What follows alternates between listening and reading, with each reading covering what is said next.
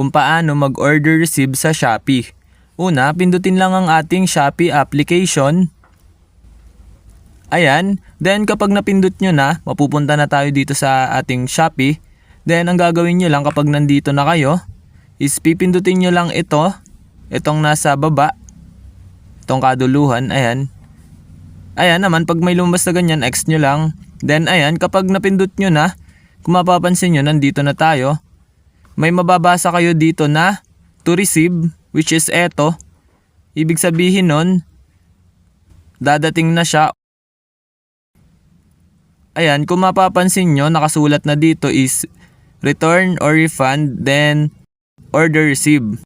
Which means, ang ibig sabihin ay, kapag pinindot nyo yung order receive, ibig sabihin nasa inyo na yung item or parcel. Ayan, kapag may lumabas na ganito, X nyo lang.